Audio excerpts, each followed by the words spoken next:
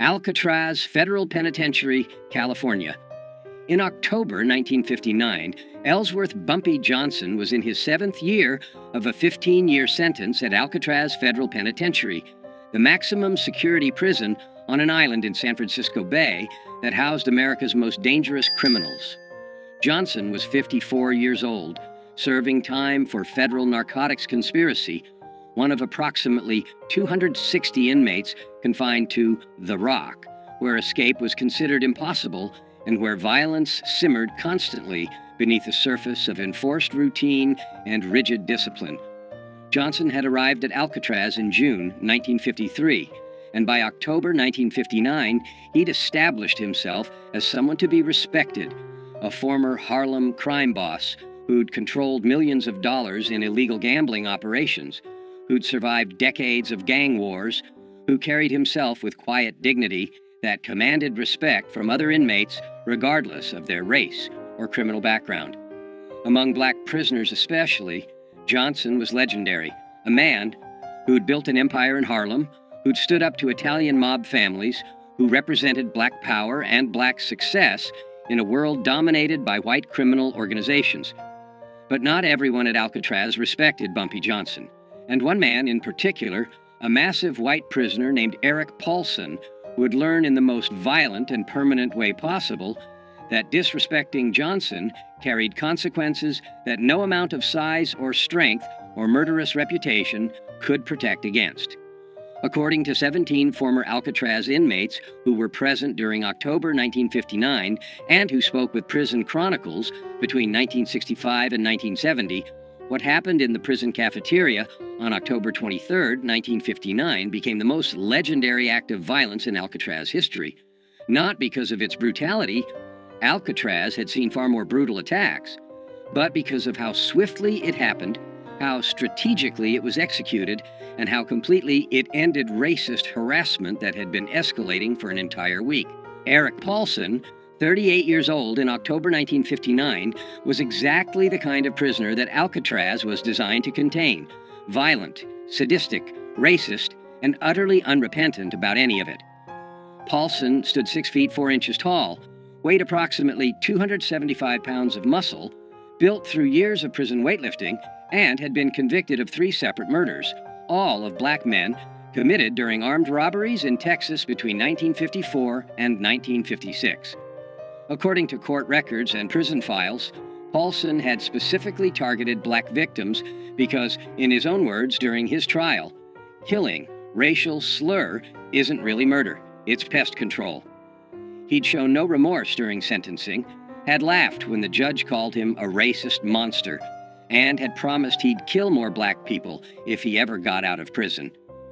Alcatraz received Paulson in 1957 after he'd assaulted multiple black prisoners at other federal facilities, making him too dangerous to house in regular prisons. At Alcatraz, Paulson continued his pattern of racist violence and intimidation, but in a more calculated way that avoided the kind of obvious attacks that would land him in solitary confinement indefinitely.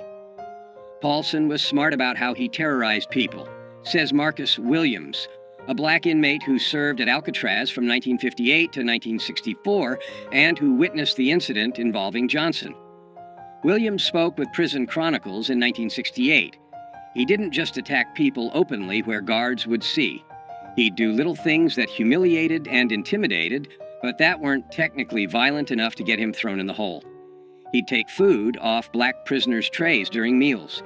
He'd bump into black prisoners in the shower or in the yard, making it look accidental, but doing it hard enough to hurt. He'd whisper racial slurs when guards weren't close enough to hear.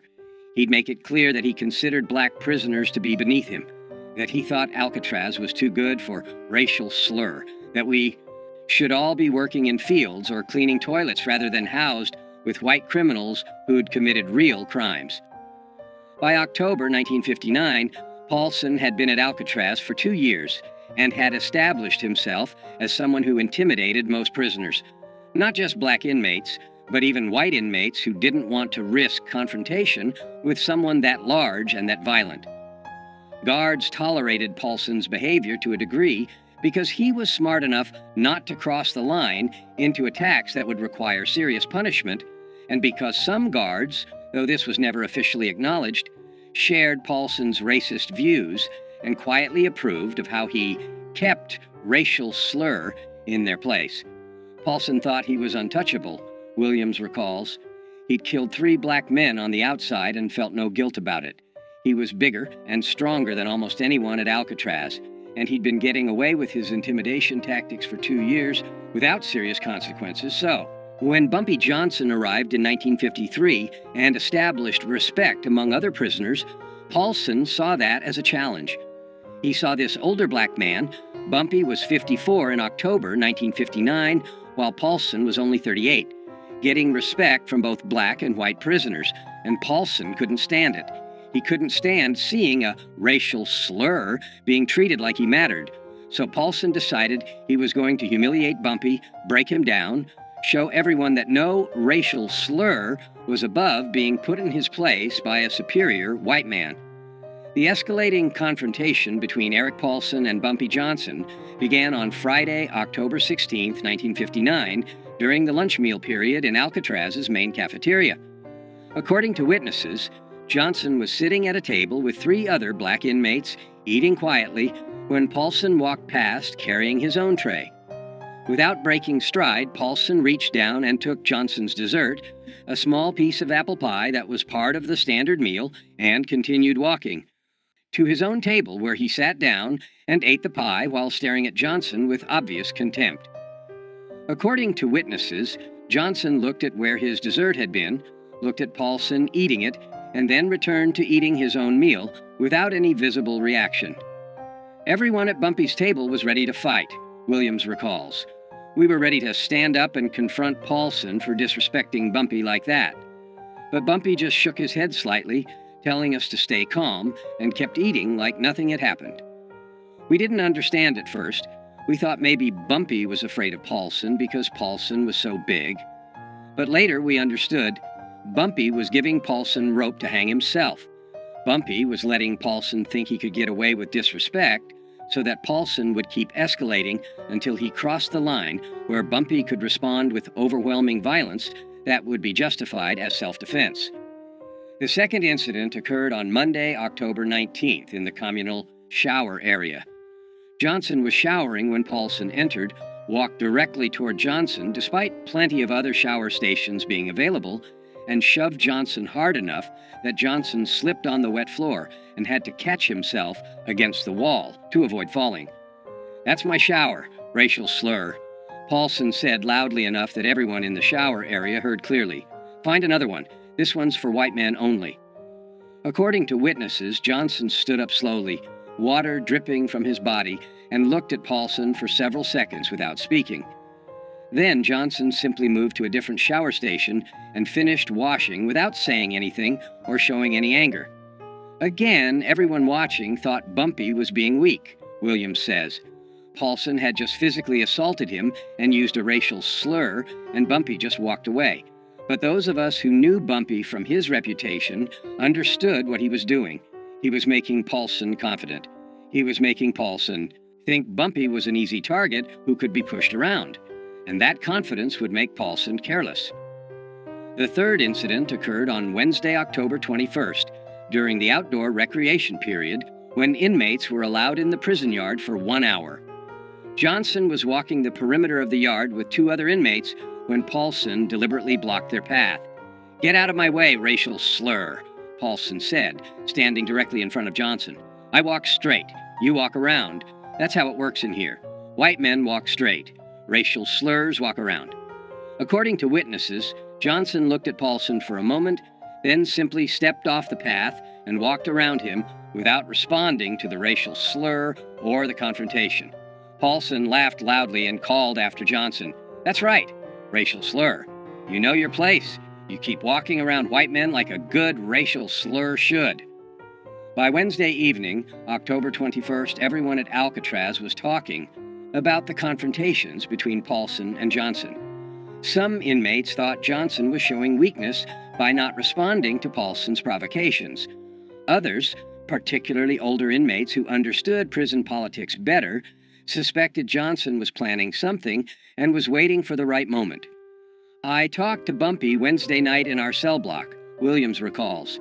"I asked him why he wasn't standing up to Paulson, and Bumpy smiled slightly and said, 'I'm giving him enough rope to hang himself. Right now, if I attack him, guards will see it as me starting a fight and I'll go to solitary. But if I let him keep pushing, eventually he'll do something that crosses the line. And then I can respond in a way that guards will understand was justified. Be patient. This will resolve itself very soon." The final escalation occurred on Thursday, October 22nd, the day before the cafeteria incident that would become legendary. During the afternoon recreation period, Paulson approached a young black inmate named Robert Jackson, 23, who was sitting alone on a bench reading a book. "What are you reading, boy?" Paulson asked, snatching the book from Jackson's hands. "Are there pictures in it?" "I didn't know racial slurs could read words without pictures."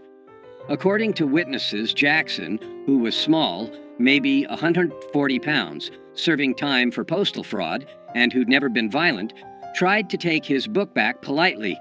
"Please give that back, sir. I was reading it." Paulson responded by hitting Jackson across the face with the book, knocking Jackson off the bench onto the ground, and then throwing the book into a puddle of dirty water that had collected near a drain.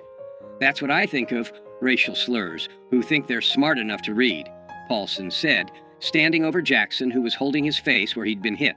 "You're not smart. You're not equal to white men. You're racial slurs. And racial slurs belong on the ground where I just put you." Guards broke up the confrontation before it went further, but they didn't punish Paulson severely. He received a verbal warning and lost 1 day of recreation privileges. Jackson was sent to the infirmary with a split lip and a black eye. That evening, Bumpy Johnson sat with several other black inmates in their cell block, and according to Williams, who was present, Johnson made a statement that everyone understood meant something was going to happen very soon. Tomorrow at lunch, Paulson is going to learn a lesson he'll remember for the rest of his life. I've been patient. I've let him think he can disrespect me without consequences. I've let him think that being big and violent makes him untouchable. But tomorrow, he's going to understand that size doesn't matter when someone has the intelligence and the willingness to use violence more strategically than he does. Tomorrow, Alcatraz is going to see what happens when a racist bully picks the wrong target. The main cafeteria at Alcatraz Federal Penitentiary seated approximately 250 inmates at long tables arranged in rows, with guards stationed at strategic positions around the perimeter, watching for any signs of trouble. Meals were regimented. Inmates filed in, received their food, sat at assigned tables, ate in silence or with minimal conversation, and filed out within 45 minutes. Violence during meals was relatively rare because guards had clear sight lines to every table, and because inmates knew that starting a fight in the cafeteria would result in immediate solitary confinement. On Friday, October 23, 1959, at approximately 12:15 p.m., inmates filed into the cafeteria for lunch. Bumpy Johnson, wearing the standard prison-issued clothing, received his food tray and walked to his assigned table, where he sat with 3 other inmates and began eating quietly. Eric Paulson entered the cafeteria 2 minutes later, received his tray, and instead of going to his own assigned table, walked directly to Johnson's table and sat down in an empty seat across from Johnson, setting his tray down with deliberate force. "Well, well," Paulson said loudly enough that nearby tables could hear. "If it isn't Harlem's racial slur king. Still eating with your racial slur friends, I see. Still thinking you're somebody important instead of just another racial slur who belongs in a cage." According to witnesses, Johnson continued eating without looking up, without acknowledging Paulson's presence or his racial slurs. This non-response seemed to anger Paulson, who wanted a reaction. "You ignoring me, boy?" Paulson said, leaning forward across the table toward Johnson. "You think you're too good to respond when a white man talks to you? Let me explain something. Racial slur. You're not too good for anything. You're a racial slur. That means you're beneath me. That means when I talk to you, you respond respectfully or you face consequences." Paulson then turned his attention to Robert Jackson. The young inmate Paulson had hit with a book the previous day, who was sitting 3 tables away. Jackson's face still showed bruising from where Paulson had struck him. "Hey, racial slur boy," Paulson shouted across the cafeteria at Jackson. "How's your face feeling today? You learn your lesson about reading books you're not smart enough to understand? Maybe I need to come over there and teach you another lesson." Jackson, according to witnesses, looked down at his food, trying to avoid Paulson's attention, clearly terrified. Some of the other black inmates at Jackson's table started to stand up, preparing to defend him if Paulson approached, but guards shouted for everyone to remain seated. And then Bumpy Johnson stood up. According to 17 witnesses who saw what happened next, the entire sequence of events lasted approximately 3 to 4 seconds. Johnson stood up from his seat at the table, and as he stood, his right hand moved to his waist, where his prison shirt was tucked, into his pants.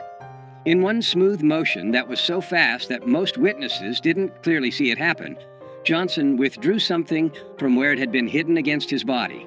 A blade approximately 4 inches long that had been fashioned from a piece of metal sharpened to a razor edge, a weapon that in prison parlance was called a shank, and that experienced inmates could make from various materials and hide in ways that even thorough searches often missed. Johnson walked around the table toward where Paulson was sitting, moving quickly but not running, covering the 8 feet between them in approximately 2 seconds. Paulson saw Johnson approaching and started to stand up, his hands moving to defend himself or to attack. But Johnson was faster. Johnson's right arm moved in a horizontal slash across Paulson's face from left to right, a motion that took less than 1 second, and the shank's blade cut a deep gash across Paulson's face from his left cheekbone to his right jaw, opening a wound approximately 7 inches long that immediately began pouring blood. Paulson screamed, a sound witnesses describe as shock and pain combined, and his hands went to his face, trying to stop the blood that was now flowing down his neck and onto his prison shirt. But Johnson wasn't finished. Before guards could react, before Paulson could defend himself, before anyone could intervene, Johnson's arm moved again, this time in an upward diagonal slash from lower right to upper left, and the blade cut another deep gash across Paulson's face, this one crossing the first wound at an angle and catching Paulson's right eye, slicing through the eyelid and into the eye itself. Paulson collapsed backwards, falling over the bench he'd been sitting on, landing on the cafeteria floor in a spreading pool of his own blood, screaming continuously now, his hands covering his ruined eye, blood streaming through his fingers. The entire cafeteria erupted in chaos. Guards rushed toward the scene, blowing whistles, shouting orders for everyone to get down on the floor. Inmates scattered or dove under tables. Within 15 seconds, 5 guards had surrounded Johnson with weapons drawn, while 2 other guards went to Paulson, who was writhing on the floor, blood pooling around him from the 2 facial wounds. Johnson dropped the blade on the floor, held his hands up to show he was no longer armed, and allowed guards to force him to the ground and handcuff him without resistance.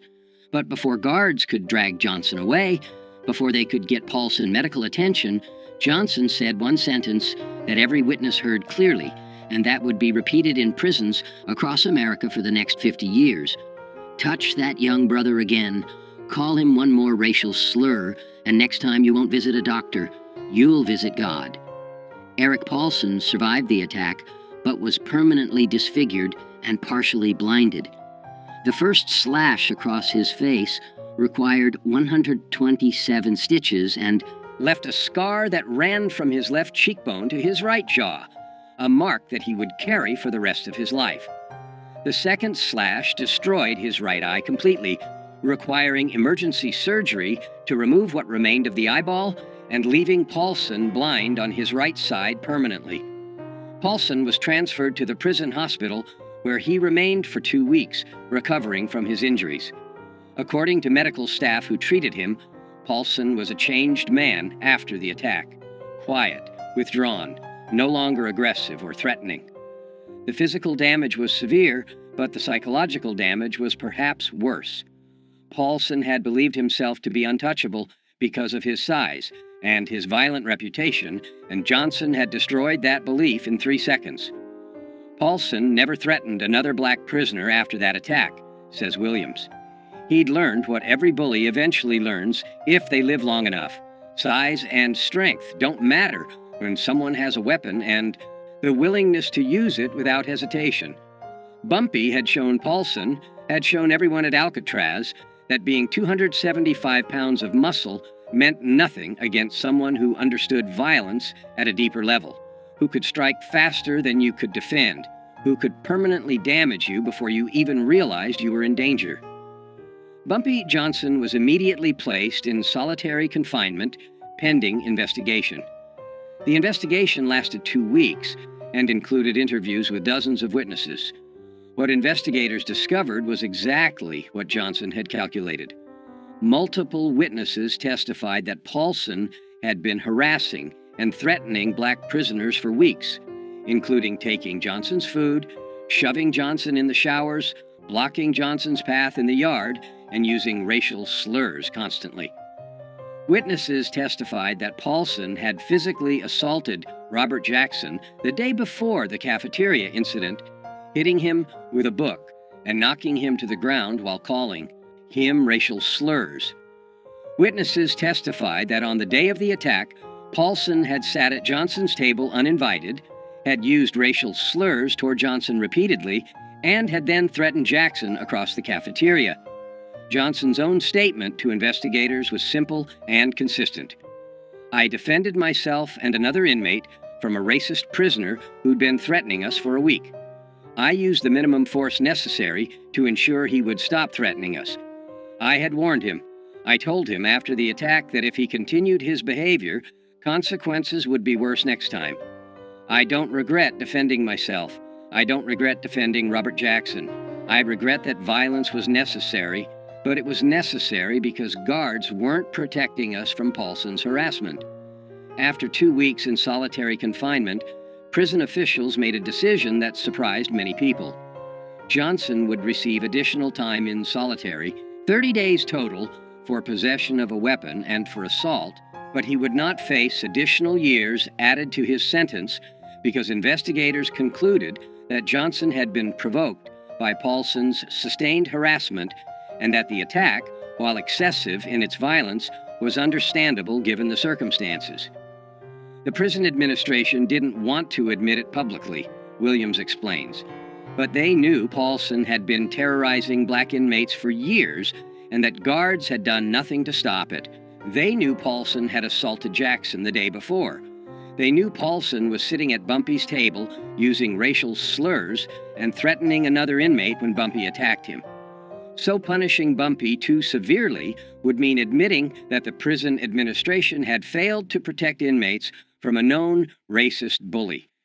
Instead, they gave Bumpy 30 days in the hole, enough punishment to satisfy rules against weapons and violence, and then they quietly transferred Paulson to another facility when he recovered, effectively admitting that Paulson was the problem, not Bumpy. What happened in Alcatraz's cafeteria on October 23, 1959 became legendary not just at Alcatraz, but in federal prisons across America. Inmates transferred from Alcatraz to other facilities carried the story with them. Guards talked about it. Prison officials wrote about it in reports.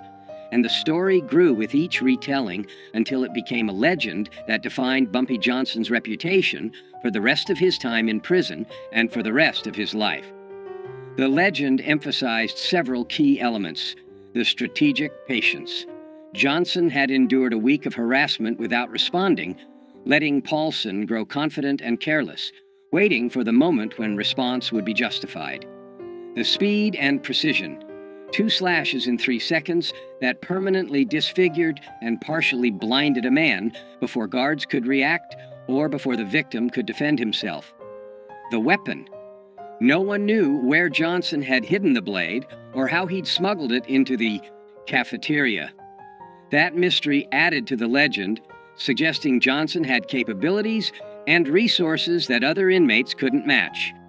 The message, "Touch that young brother again, and next time you'll visit God." The statement became famous in prison culture as the perfect threat. Specific, clear, and absolutely believable, coming from someone who just demonstrated the willingness and ability to inflict devastating violence. The age factor. Johnson was 54 years old when he attacked Paulson, while Paulson was 38 and significantly larger physically. The fact that an older, smaller man had destroyed a younger, larger man so quickly and efficiently became part of the legend, proving that intelligence and experience were more valuable than size and strength. The legend of what Bumpy did to Paulson spread through every federal prison in America within a year, says Williams. Inmates in Atlanta and Leavenworth and Marion were talking about it. Black inmates especially saw it as justice. One, of their own, standing up to a racist bully and permanently ending that bullying in a way that guards never could or would. The story became inspiration. If you're being harassed by racists, if you're being threatened by people who think they're untouchable, remember what Bumpy Johnson did at Alcatraz.